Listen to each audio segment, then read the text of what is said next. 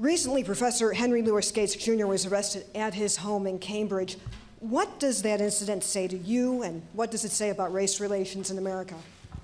Well, I should say at the outset that Skip Gates is a friend, so I may be a little biased here.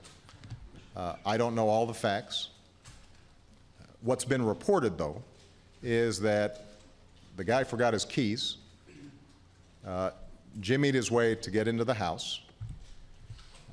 There was a report called into the police station that there might be a burglary taking place. So far, so good, right? I mean, if I was trying to jigger into, well, I guess this is my house now, so it probably wouldn't happen. But let's say my old house in Chicago.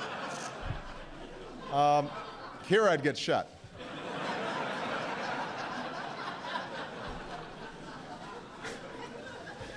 But so far, so good. They're reporting, the police are doing what they should, there's a call, they go investigate what happens.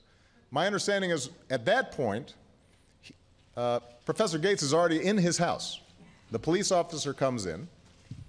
I'm sure there's some exchange of words, but my understanding is that Professor Gates then shows his ID to show that this is his house.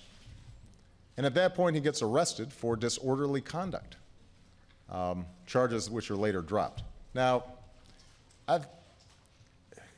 I don't know, not having been there and not seeing all the facts, what role race played in that, but I think it's fair to say, number one, any of us would be pretty angry. Number two, that the Cambridge police acted stupidly in arresting somebody when there was already proof that they were in their own home.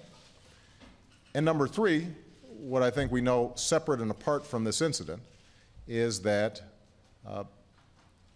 there is a long history in this country of African Americans and Latinos being stopped by law enforcement disproportionately.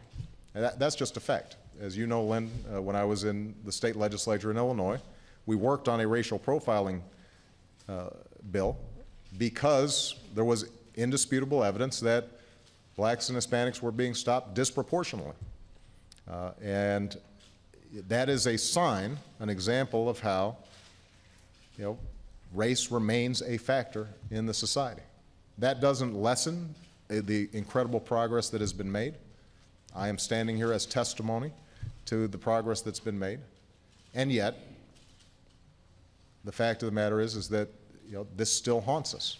And even when there are honest misunderstandings, the fact that blacks and Hispanics are picked up more frequently and oftentimes for no cause casts suspicion even when there is good cause.